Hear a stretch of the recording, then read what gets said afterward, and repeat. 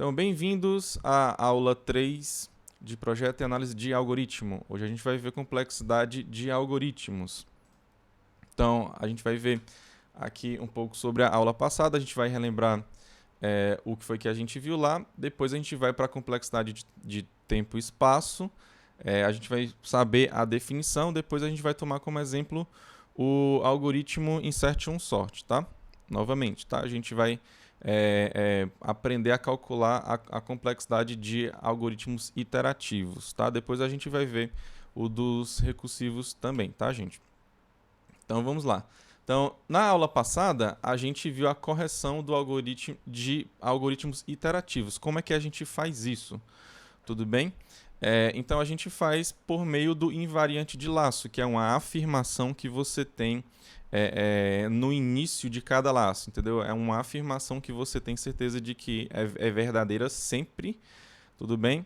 E se é verdadeira sempre, é claro que você tem que mostrar que de fato ela é verdadeira enquanto for executado alguma coisa naquele laço. Ou seja, no início, antes de começar qualquer coisa, aí seria o durante, que seria a nossa manutenção, né? Ou seja, você está lá em um certo passo, né? Você toma como ele verdadeiro, aí você faz uma vez o laço, né? Você executa aquele bloco de comandos que tem no laço. Aí quando chegar na próxima interação, você tem que ela vai permanecer verdadeira. Tudo bem? E evidentemente também que no final de tudo, né, quando o laço termina, ela também tem que ficar verdadeira. E claro, essa afirmação ela vai te ajudar a mostrar que o algoritmo de fato está correto. Tudo bem? Então, como exemplo, a gente tomou o Insertion Sort, que é um algoritmo iterativo.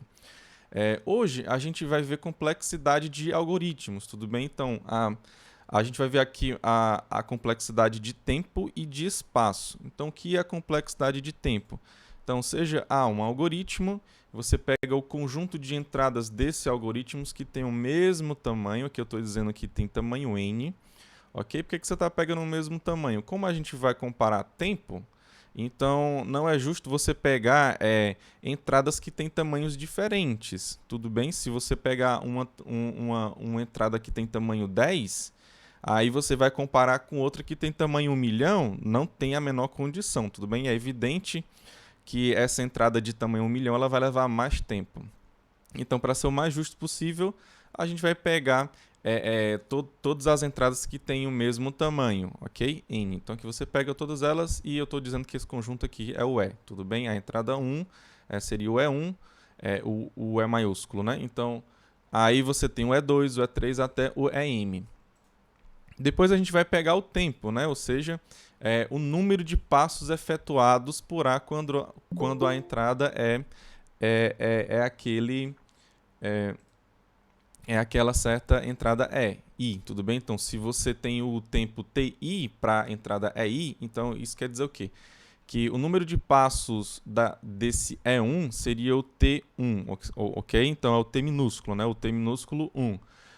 O número de passos efetuados por A quando a entrada é E2 seria o T minúsculo 2, ok? Então você tem esse conjunto que seria referente ao tempo, né? Referente ao número de passos para cada entrada dessa daqui, tudo bem? Então você tem um algoritmo, você tem as entradas que têm o mesmo tamanho n e você tem o número de passos de cada entrada dessa aí efetuadas pelo A quando você vai rodar ele, tudo bem?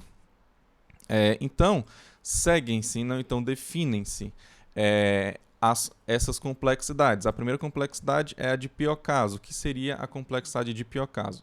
Aqui nessa situação seria o máximo entre o T1, T2, T3 até o Tn, é o Tm de Maria, tudo bem? Então aqui a gente percebe que a gente pode definir, né, a complexidade de pior caso, ela sendo o maior número de passos que um certo algoritmo ele efetua, tá? Considerando entradas do mesmo tamanho. Tudo bem? Então, qual é o maior número de passos que ele pode dar com entradas de tamanho n? Então essa é exatamente a complexidade de pior caso. Então, aqui É o número de passos efetuados, tudo bem? Aqui é o maior, né? Aqui é o maior número de passos efetuados quando você tem essa situação aqui em cima. Então, qual seria a de melhor caso? É exatamente o mínimo, né? Então, seria o mínimo entre esses T's aí, tudo bem? Você tem do T1 até o Tm. Depois a gente tem a complexidade de caso médio. A complexidade de caso médio, você vai precisar da probabilidade de ocorrência de cada entrada. Tudo bem? Então, basicamente, você pega a probabilidade do E1 ocorrer lá no seu algoritmo, aí você multiplica essa probabilidade pelo número de passos efetuados por ele, ou seja, você pega a probabilidade daquela entrada e vai multiplicar pelo tempo dela, tudo bem? Basicamente é isso. Aí depois você soma tudo bem? Então pega a probabilidade da primeira entrada, multiplica pelo tempo dela, aí soma com a probabilidade da segunda entrada mais o tempo dela e vai assim até o final, tudo bem? Então vai resultar nisso daqui, tudo bem? Então fica, se eu falar que é o P1, né, que seria a probabilidade lá da entrada 1, aí você vai multiplicar ele por T1. Aí você vai somar com P2, que seria a probabilidade de ocorrência da segunda entrada, e vai multiplicar por 2. E você vai somando até chegar lá na última, tudo bem? Então, que seria o Pm, que é da entrada EM, a probabilidade de ocorrência, multiplicado pelo tempo dela, ou seja, pelo número de passos efetuados por ela, que seria o meu Tm. Ok? Então, é evidente que Pi é a probabilidade de ocorrência da entrada EI. Então, isso quer dizer que P1 é a probabilidade de ocorrência da E1, a P2 é a probabilidade de ocorrência da E2, e aí vai até a M, tudo bem? Entre essas três complexidades aqui, a melhor para a gente fazer comparação entre algoritmos, porque a gente está pegando isso aqui para a gente fazer comparações, né? Então, se você tem um certo problema e você tem vários algoritmos, aí você tem várias escolhas e você quer saber qual é a melhor escolha que é para você naquele momento. Então, dentre essas complexidades aqui, a melhor para você fazer comparação é a de caso médio, tudo bem? Por quê? Porque nela aqui vai pegar do modo mais justo possível, ou seja, para aquela sua determinada situação, né, você vai ter probabilidade zero para aquelas entradas que não tem nada a ver para você, porque que você simplesmente você nunca vai utilizar. Então, por exemplo, se a probabilidade P2 ela der igual a zero, é porque você tem certeza que a entrada E2 ela nunca vai ocorrer. Então, aqui no seu somatório, você não vai contabilizar esse tempo T2 aqui, tudo bem? E isso vai valer para cada uma das outras entradas, tudo bem? Então, aqui tem maior probabilidade de ocorrência, você vai dar um peso maior lá no tempo dela, tudo bem? Então, a melhor para você fazer comparação é a complexidade de caso médio, ok? A gente vai aprender como é que a gente calcula ela, mas sem utilizar essas probabilidades aqui, tudo bem? Então, enfim, mas qual é o problema dela? O problema dela é porque simplesmente é muito difícil você saber quais são essas probabilidades, entendeu? Como é que eu vou saber calcular a probabilidade dessa entrada E1 aqui para o meu problema, desse E2 aqui para o meu problema, dessa entrada 3 aqui para o meu problema. Então é muito difícil você saber, e isso para todos os seus algoritmos que você tem, tudo bem? Apesar de ser a melhor para você fazer, é muito difícil você conseguir obter ela, tá? Então, basicamente, a gente calcula ela quando puder. Se você tiver todas as complexidades de caso médio dos seus algoritmos que você tem para você escolher, você simplesmente tá na sua melhor situação possível, tá? Mas, de modo geral, isso é muito difícil de ocorrer, tá? Então, a que a gente usa mais é a de pior caso, né? Porque a gente pensa no pior caso, na pior configuração possível, ou seja, a gente está olhando aqui para todas as entradas que tem esse tamanho N, tudo bem? E a pior delas, ela resultou na nossa complexidade de pior caso, ou seja, existiu uma entrada lá que ela deu o maior número de passos, que fez o seu algoritmo dar o maior número de passos possíveis, tudo bem? Então, quando você sabe disso, aí você pega o pior de um algoritmo, mais o pior do outro, mais o pior do outro. Então, o que você vai escolher vai ser o que foi menos pior, tudo bem? Então, você vai escolher o que teve a complexidade de pior caso mais baixa. Então, isso é o que normalmente a gente faz, tá? Então a gente vai aprender a calcular isso daqui também, tudo bem? A complexidade de caso médio, quando é que a gente usa ela, né? Porque eu falei que a gente mais usa é a complexidade de pior caso, mas o que a gente espera mesmo é utilizar a de caso médio, né? A de melhor caso, você pode utilizar, por exemplo, para o seguinte, né? Você tem certeza que, por exemplo, você lá na sua empresa você vai querer ordenar um certo vetor e que você sempre tem certeza de que esse vetor ele vem de um certo jeito, tudo bem? Sei lá, ele vem em ordem decrescente, você quer trocar a ordem, né? Você quer colocar ele ordenado de modo crescente, tá? Mas você tem absoluta certeza de que toda vida ele vem em ordem decrescente, tudo bem? Então você vai procurar o algoritmo de melhor caso para você fazer isso, tudo bem? Mas quando você tem essa certeza, tá? De modo geral, essa complexidade de melhor caso aqui a gente não utiliza muito ela não, tá? Mas a gente pode pensar nisso também, tá?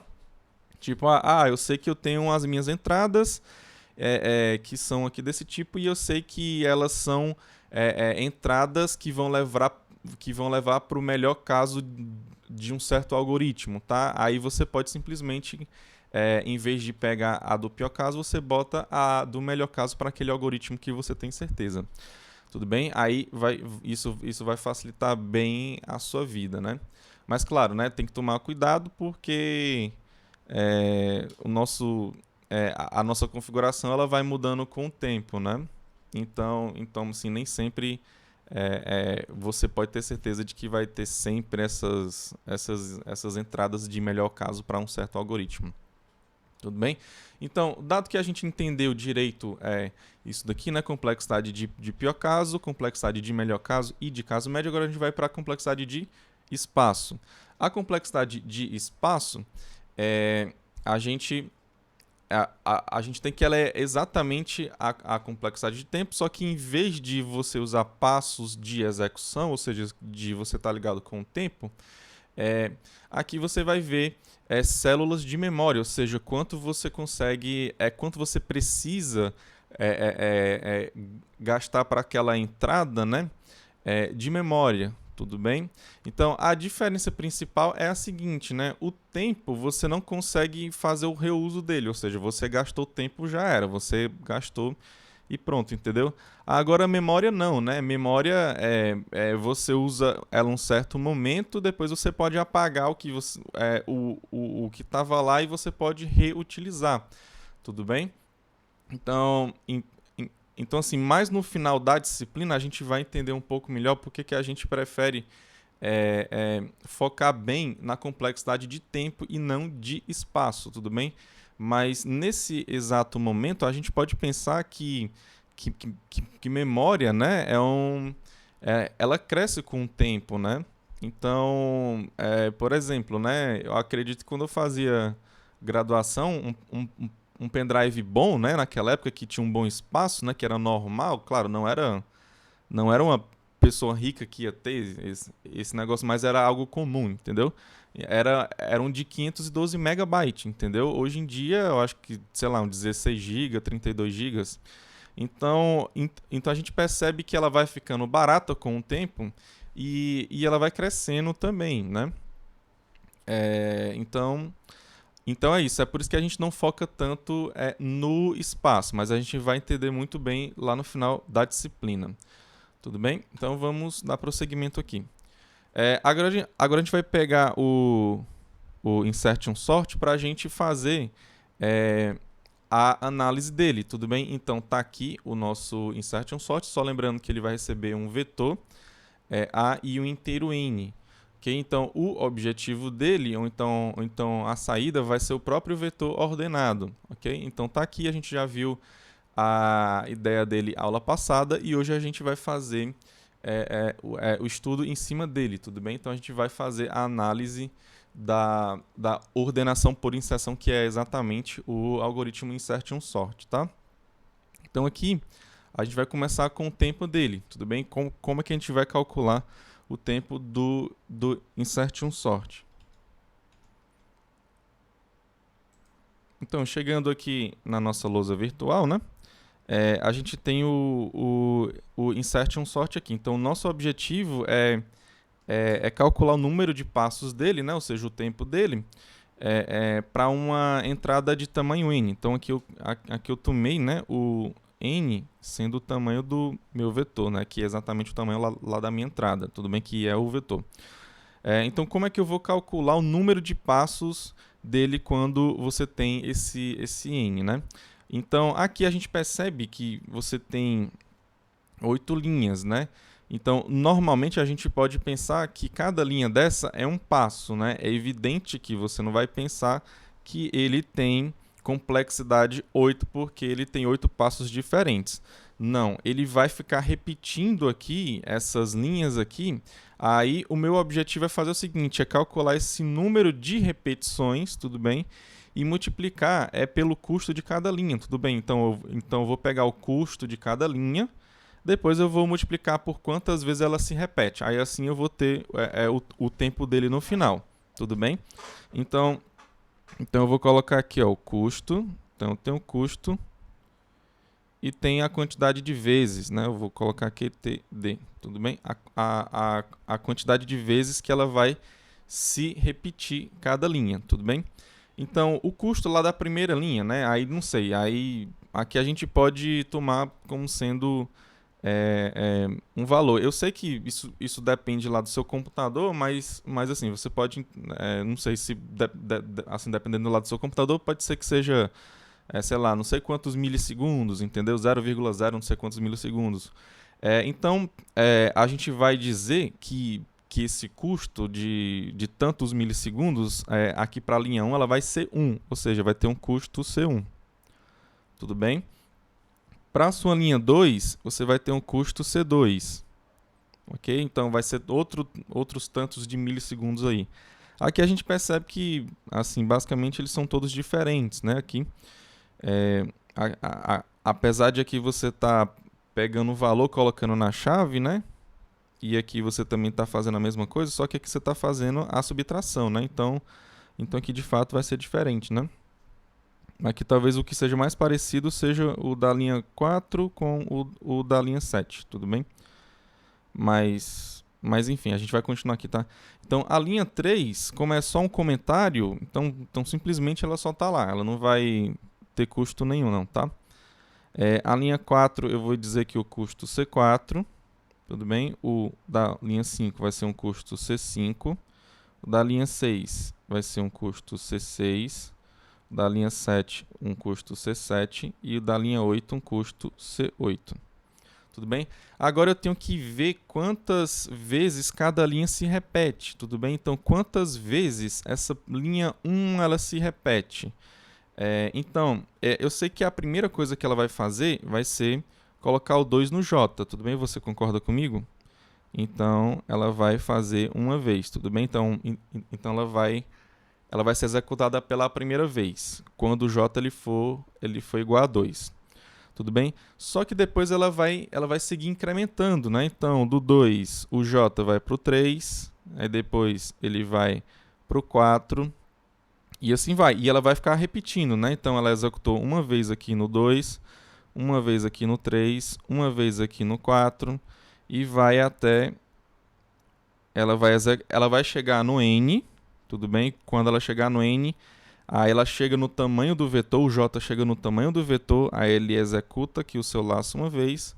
Depois que ele executar uma vez, ele vai incrementar de novo o J no final. Então, quando o J ele for incrementado no final, ele vai chegar a Cn mais 1. Quando ele chegar a Cn mais 1, aí ele vê, não, pronto, eu já passei de N, tudo bem? Porque aqui vem até N, né? Então, se eu quero que essa condição ela seja verdadeira até n, e eu cheguei até n mais 1, então já ultrapassei o meu limite, então não vou fazer mais nada. Mas o fato é que o j ele chega a ser n mais 1 também. Ok? Então essa linha ela foi executada uma vez para o 2, uma vez para o 3, outra vez para o 4. Aí você vai até o n mais 1, tudo bem? Porque ele fez essa execução. Então aqui ela executou quantas vezes? Tudo bem? Você pode me falar quantas vezes ela executou aqui? Então, ó, vamos calcular aqui, ó, quantas vezes ela vai se repetir. Tudo bem? Quantas vezes ela vai ser executada, na verdade. Não é quantas vezes ela vai se repetir, não. Então, vamos contar aqui. Uma vez para o 2. Aí aqui ela se repetiu, né? Então ela foi executada 2 vezes. Para o 4, ela vai ser repetida 3 vezes. E você está seguindo aqui essa lógica, tudo bem? Então aqui para o 5, né? Aqui você iria ter a 4ª vez que ela iria ser executada, tudo bem? Aí você continua nessa mesma lógica que quando você chegar aqui no n, né? Você vai ter o n menos 1 aqui em cima, tudo bem? Ó? Porque você foi 2, 1, 3, 2, 4, 3, 5, 4, aí n menos 1, e quando você chegar aqui no final, n mais 1, né? Você vai executar pela enésima vez, tudo bem? Então foi n vezes que ela vai ser executada, tudo bem? Então aqui a gente pode dizer que é n, ok? Ela vai executar n vezes. Essa linha aqui, ó, essa linha 2, né? Essa linha 2, a gente vai executar quantas vezes elas?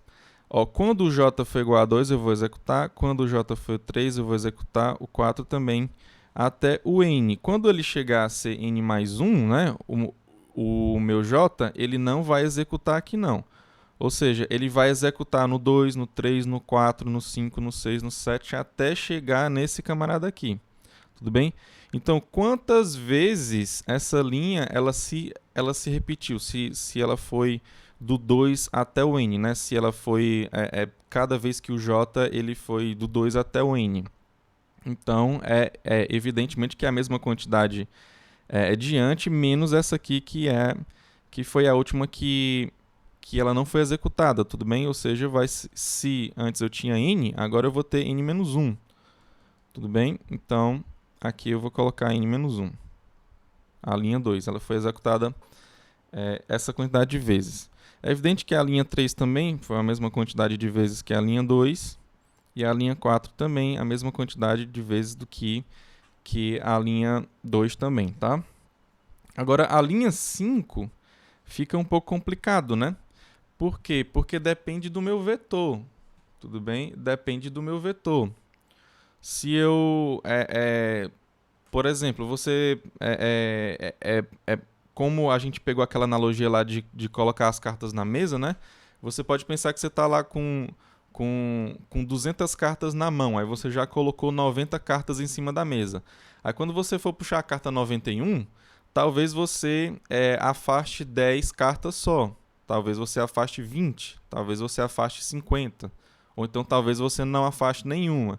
Por quê? Porque depende do seu baralho, né? Então aqui no caso depende do nosso vetor, ok? Então depende do nosso vetor para a gente saber quantas vezes ele vai voltar, tudo bem? Então eu vou fazer a mesma coisa que eu fiz aqui com o C1, tudo bem? Então eu não sei quantos milissegundos um certo computador faz aquele tempo lá para executar essa linha, e também não sei quantas vezes eu vou repetir, né? Quantas vezes eu vou voltar a cada carta, né? Então aqui simplesmente eu vou pegar um número e vou dizer que é ele, né? Então quando o j for igual a 2, então eu posso voltar uma carta ou não, né? Ou seja, essa linha ela pode ser executada uma vez, dizendo que você não precisa voltar nenhuma carta, ou então ela pode ser executada duas vezes, né? Uma para você verificar que você tem que, de fato, trocar a carta, e a outra vez dizendo que você não precisa mais fazer nada, tudo bem? Então, como eu não sei, então eu vou dizer que vai ser o meu T2, tudo bem? Ou seja, esse meu T2 ele pode ser 1, pode ser 2 também, tá? A mesma coisa eu vou fazer para o 3, ou seja, quantas vezes eu vou repetir nessa linha 5, quantas vezes eu vou repetir essa linha 5, quando o meu J ele for igual a 3. Então eu vou dizer que é o T3, tudo bem? E a mesma coisa lá para o 4, ou seja, quando o J for igual a 4, eu vou dizer que é o meu T4, tudo bem? Seguindo aqui a mesma ideia, eu vou chegar até o meu Tn, tudo bem? Eu vou chegar até o meu Tn, que seria lá para a minha última carta, né? Eu estou com a última carta na mão, quantas vezes eu vou executar essa linha 5 aqui? Tudo bem? Aí vai ser Tn, tá? Porque ele pode voltar várias cartas, pode voltar nenhuma, pode voltar só 3, só 4, então isso vai influenciar na quantidade de vezes que você vai executar aqui essa linha 5, tudo bem? Então, aqui, então, quantas vezes no final, né? No final de tudo, quantas vezes essa linha 5 ela foi executada? Ela foi executada essa quantidade de vezes, que é T2, mais T3, mais T4, até o Tn, tudo bem? Então, você vai ter que somar tudo isso daí, tudo bem? Então, foi T2, mais T3, mais T4, mais Tn. Você simplesmente faz a soma disso tudo bem? Então, você pode dizer que vai dar o somatório de I, que vai variar do 2 até o N de TI. Tudo bem? Então essa aqui vai ser a tua soma, tudo bem? Vai ser o somatório do I variando de 2 até N de TI. Agora, como é que vai ser a linha 6, ou então a linha 7 também, né? Porque elas estão aqui dentro, tudo bem, ó? Pode ser que elas não sejam executadas nenhuma vez, porque essas linhas aqui, ó, elas só são executadas quando eu tô afastando uma carta, né? Então essa linha 6 aqui é exatamente isso, né? Seria análogo lá eu pegar uma carta e afastar essa carta, né? Mas dependendo do vetor, talvez ela nem seja executada. Por quê? Porque talvez eu não precise afastar nenhuma carta. Tudo bem? Então eu vou seguir com o mesmo raciocínio, né? Então, essa linha 5 aqui, ó, você concorda comigo? O seguinte, ó, que você pode fazer várias verificações dessa daqui, né? Ó. Ok? Aí, na última verificação, enquanto for verdadeiro, né? Essa sentença aqui em cima, você vai executar o laço, né? Você vai ficar repetindo, né? Enquanto for verdadeiro. Agora, quando for falso, aí você não faz, tudo bem? Ou seja, enquanto for verdadeiro, você fica executando a linha 5 e a linha 6 e 7. Agora, na última verificação dessa sentença aqui sendo falsa, você vai executar a linha 5, mas você não vai executar a linha 6 e nem a linha 7. Isso quer dizer o quê? Que você vai executar essa linha 6 aqui, né? A mesma quantidade de vezes que a linha 5, com exceção da última vez, que a última vez é quando ele verifica que é falso. Ou seja, se você tem o seu T2 aqui, né? Quando o J é igual a 2, então você vai ter que descontar menos 1, que é a última verificação que a linha 5 diz que é falsa. Tudo bem? Quando você tem o seu T3 aqui, ó, você vai executar essa quantidade de vezes a tua linha 5, só que a linha 6 aqui você não vai executar na última vez que essa linha 5 ela verificar que é falsa, ou seja, você bota essa quantidade de vezes aqui, que é o T3, menos 1. A mesma coisa vai ser lá quando o J ele for igual a 4, ou seja, vai ser o T4 menos 1. E assim você vai seguindo o seu raciocínio até o Tn menos 1. Tudo bem? Então aqui no final das contas você vai ter que somar tudo, ou seja, você vai ter que somar o T2 menos 1, mais o T3 menos 1, mais o T4 menos 1, até o Tn menos 1. Tudo bem? Então aqui nessas duas linhas, na linha 6 e na linha 7, a gente tem muito parecido com essa linha 5, tudo bem? Que é o somatório do I de 2 a n, só que aqui você vai ter o TI menos 1. Tudo bem? Basicamente você tem isso. Aqui, e claro, é evidente que na linha 8, né, ela vai se repetir a mesma quantidade de vezes que a linha 2, né? Ou seja, aqui você vai ter o n menos 1 aqui no final, tudo bem? Então, qual é o tempo do algoritmo Insertion Sort? É você multiplicar cada custo por cada quantidade de vezes, tudo bem? Que a linha ela se repete, ou seja, vai ser o C1 vezes n, o C2 vezes n menos 1, e assim você vai somando isso lá com todos os outros. Tudo bem? Então aqui, no tempo, né? Então o tempo do Insertion Sort vai ser o quê? Vai ser igual ao C1 vezes n, mais o C2 vezes n menos 1, mais o C3 ele é igual a 0, tudo bem? Então, tanto é que eu coloquei aqui 0 aqui, tá? Ó. Então eu não vou colocar ele, tá? Porque 0 vezes n menos 1 é 0. Então eu não vou colocar. Então aí eu vou ter o C4 vezes n menos 1, mais o C5 vezes o somatório, né? Vezes o somatório que vai de 2 a n de TI, mais C6 vezes outro somatório, que vai de 2 a n, que é de TI, menos 1, mais o C7, que também ele vai multiplicar o mesmo somatório do C6,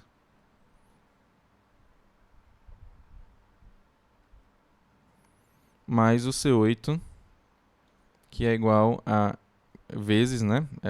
C8 vezes n menos 1. Tudo bem? Então, esse aqui é o tempo do nosso algoritmo Insertion Sort, tá? Então, voltando aqui para os slides, a gente vai calcular agora a complexidade de melhor caso do Insertion Sort. Então, vamos voltar aqui para o melhor caso, tudo bem? Então, no melhor caso, qual seria o cálculo dele, né? Tudo bem? Você tem aqui o tempo dele, eu vou dizer que é Tn, tá? O tempo lá do Tn, porque você vai ter o tamanho da sua entrada, que é o do seu vetor, ele vai ser n. Tá? Então, a gente tem que pensar na melhor situação aqui possível para ele percorrer o menor tempo possível aqui. Tudo bem? Então, a gente pode voltar aqui, ó, e a gente pode ver, tudo bem? Então, no melhor caso, né, qual o vetor que leva para o melhor caso do Insertion Sort? Ou seja, qual é o vetor que leva para ele dar o menor número de passos possíveis? É exatamente o vetor já está ordenado. Então, quando o vetor já está ordenado,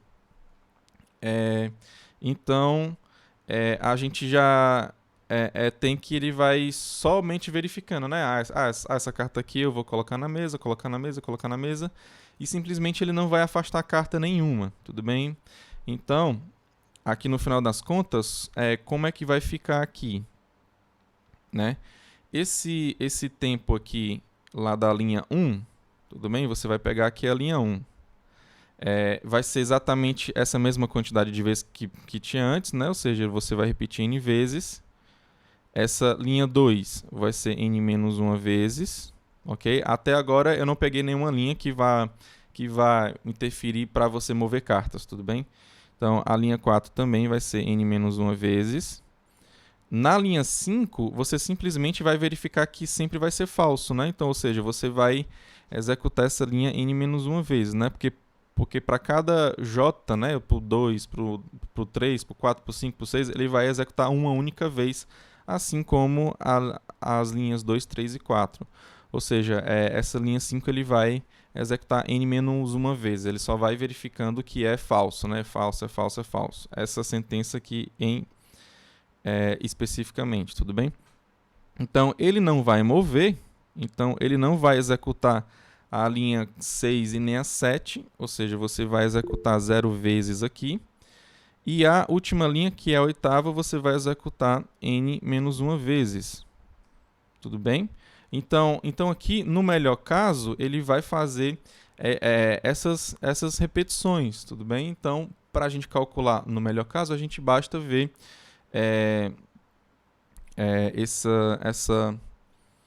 fazer aqui esse cálculo, tudo bem? Dos custos vezes essas quantidades de vezes aqui. Então, vamos lá para o nosso melhor caso, tá? Então, aqui no melhor caso, então eu vou ter que vai ser o C1 vezes o N, mais o C2 vezes N menos 1. O C3 eu não vou colocar de novo, porque é 0, né? O C3 é 0, mais o 4 eu vou colocar, que é N menos 1. O C5 eu vou colocar, que nesse caso, né, de pior caso, não, de melhor caso, eu vou ter que ele vai se repetir essa quantidade de vezes. O 6 vai ser 0, eu não vou colocar, porque ele vai repetir 0 vezes. O 7 também, a linha 7, né, também. E no caso ele vai repetir a linha 8, n menos 1 vezes. Então, C8 vezes n menos 1.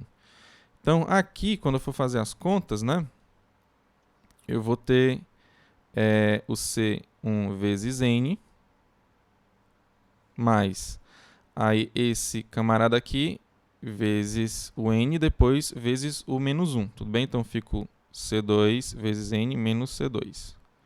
Mas basicamente a mesma coisa para os outros, né? Eu só estou fazendo a distribuição aqui. Então, C4 vezes n menos C4, mais C5 vezes n menos C5, mais C8 vezes n menos C8. Então, isso aqui vai dar igual a quanto? Então, eu vou colocar em evidência o n, tudo bem?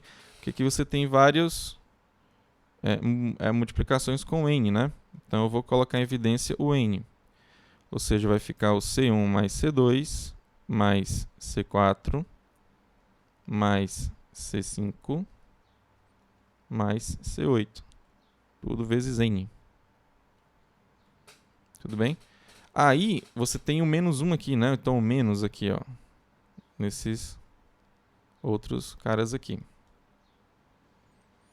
Então, você vai colocar menos C2 mais C4 mais C5 mais C8. Aqui você percebe que é parecido, né? A diferença é que aqui tem o C1, né? O outro não tem um C1. Então, mas o que a gente percebe aqui é o seguinte, que esse C1, C2, C3 até o C8, eles são constantes, tudo bem? Então, se você está somando constantes aqui, você vai ter também uma constante também. Ou seja, eu posso chamar essa constante, por exemplo, de A. Tudo bem? Então, eu vou dizer que essa soma aqui é uma constante que é A. E essa aqui é uma constante que é B. Tudo bem? É a soma desses caras aí. Então, aqui no final das contas, você vai ficar com o A vezes N, tudo bem? Menos B. Então, você vai ficar com essa função aqui, tá? No final das contas, você chegou em uma função, tá? Então, isso aqui é exatamente uma função, aquela função mesmo que a gente aprende em cálculo, matemática básica, matemática discreta também, dá pra gente ver isso aqui.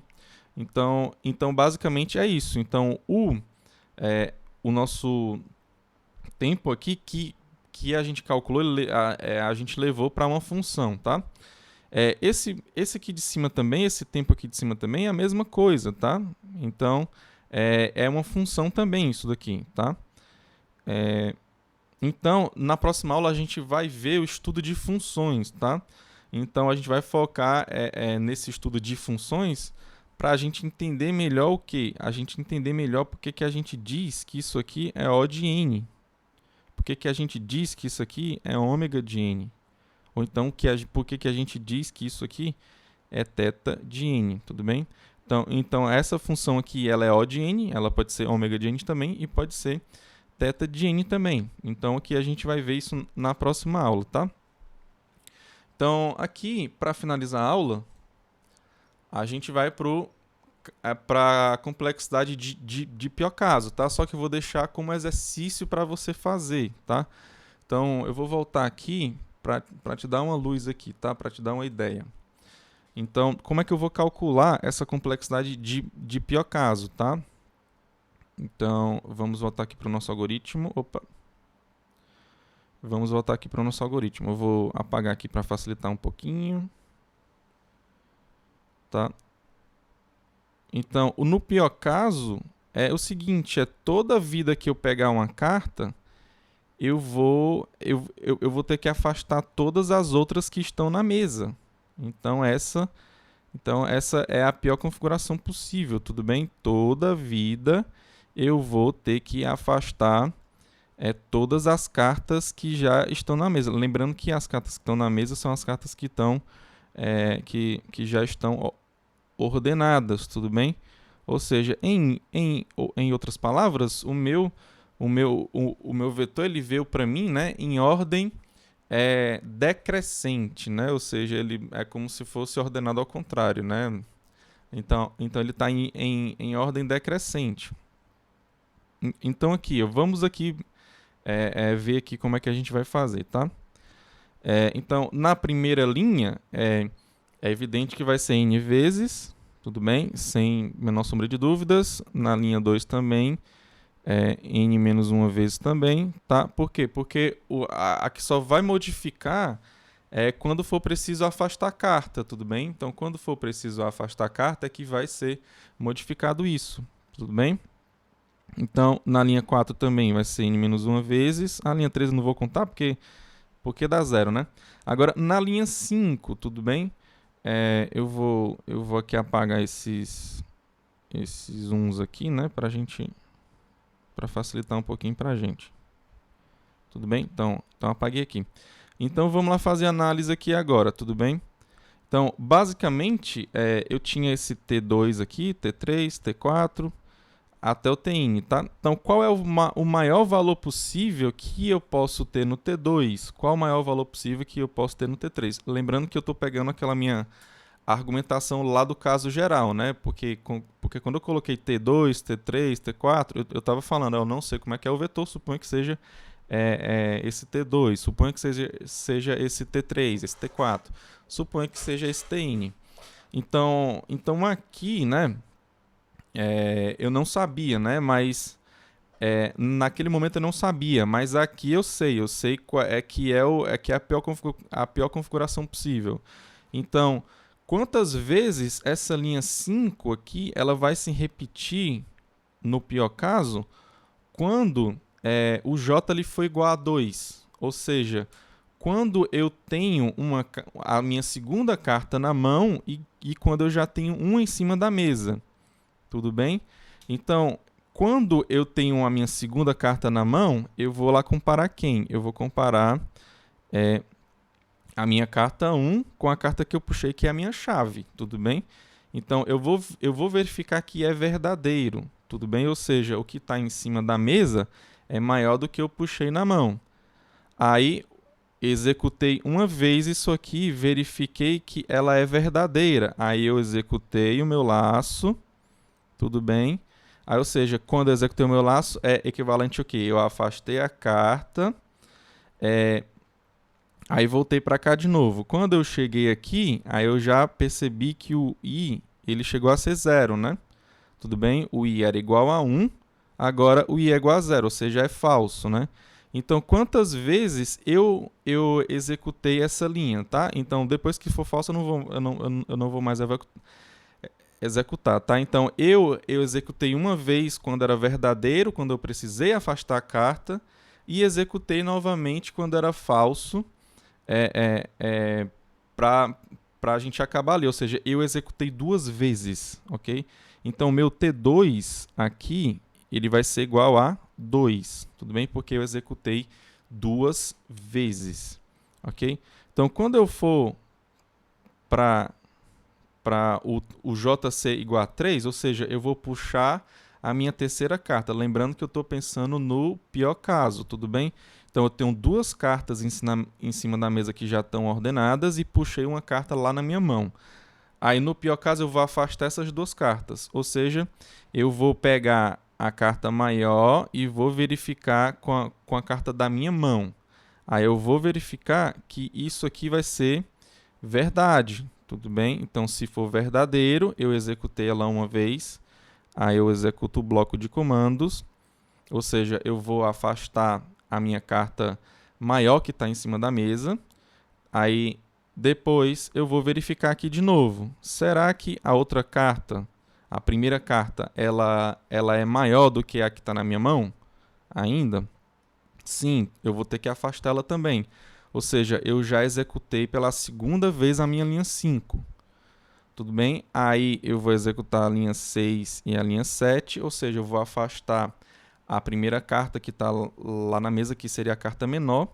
Aí vou voltar aqui para minha verificação de novo. Quando eu vier para cá, o i ele vai ser igual a 0, isso aqui vai ser falso. Aí logo vai ser a última vez que ele vai executar. E ele executou pela terceira vez para ver que era falso, tudo bem? Ou seja, aqui o meu T3, quando eu estiver puxando a terceira carta, essa linha 5 ela vai executar 3 vezes. Tudo bem? Aí, se você continuar com o mesmo raciocínio, você vai concluir que o T4 vai ser igual a 4, o T5 vai ser igual a 5, o T6 vai ser igual a 6, até o Tn que vai ser igual a n. Tudo bem? Então, quantas vezes a linha 5 ela vai ser executada no pior dos casos? 2 vezes, mais 3 vezes, mais 4 vezes, mais 5 vezes, mais até o n, tudo bem? Ou seja, vai ser 2, mais 3, mais 4, mais 5, mais 6, até o n, tudo bem? Então essa vai ser a quantidade de vezes que você vai executar essa linha 5, tudo bem? E a linha 6, professor? A linha 6, ó, você pode pegar dessa fórmula geral aqui, ó, que é exatamente essa linha 5 que você fez. A diferença é que você desconta 1 para cada elemento. Tudo bem? Então, deixa eu só deixar mais claro aqui. Então, aqui da linha 5 é 2. Aí você vai 2 mais 3, 4 até o mais n, né? Ó. Então, aqui você vai executar essa quantidade de vezes. Deixa eu colocar até aqui nessa...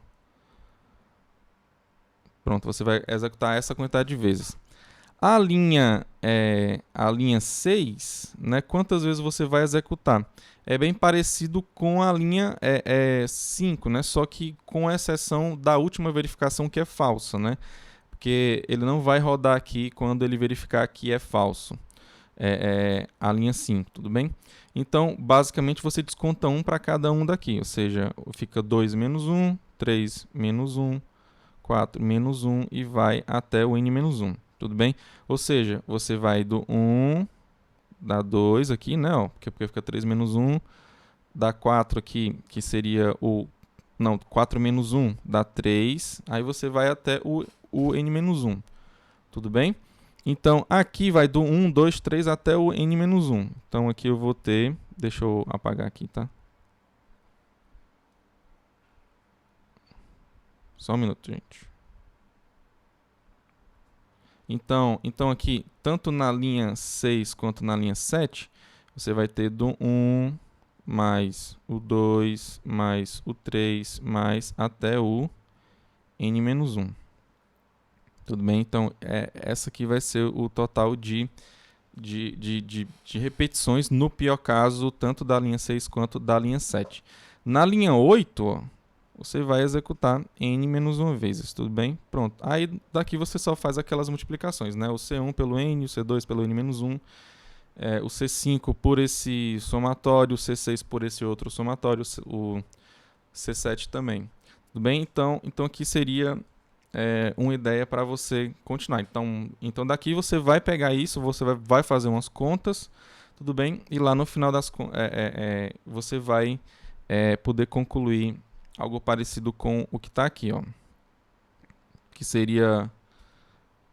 não é exatamente isso daqui não, tá? Então, no final eu já posso falar para vocês. É para você concluir algo parecido como A vezes N mais aqui n ao quadrado, tá?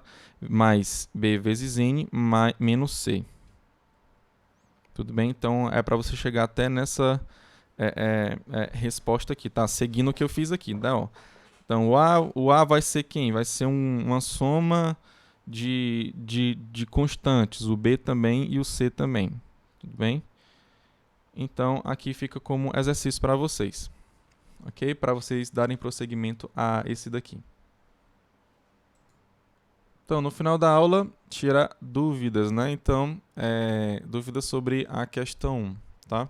Sobre o algoritmo 1. Então, mostre o invariante do processo iterativo de cada algoritmo abaixo. Depois, mostre que cada invariante é verdadeiro na inicialização, manutenção e término. Então, esse aqui é o meu algoritmo. Então, a primeira coisa que eu tenho que fazer é entender esse meu algoritmo. O nome dele aqui já é bem sugestivo, ele já dá uma sugestão para a gente, né? Max, né? Então, aqui eu sei que o vetor ele vai do 0 até o n-1, tudo bem? Então, aqui basicamente o tamanho do meu vetor é n, tá? O x ele vai receber o elemento que está na posição 0, depois o j ele vai do 1 até o n-1.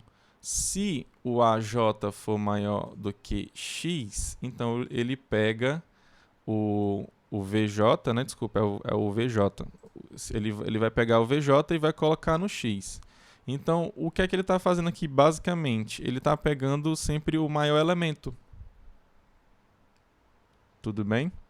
Se ele está pegando o maior elemento, então qual seria o invariante? Então aqui, entre a linha 2 e a linha 3, qual comentário você iria colocar sendo bom aqui para você no final entender o que é que o algoritmo faz e sendo bom também para você mostrar que ele de fato faz o que está prometendo. Aqui no caso ele está pegando o maior elemento, né? Ele está retornando x aqui embaixo, então ele vai retornar o maior elemento desse vetor v, ok?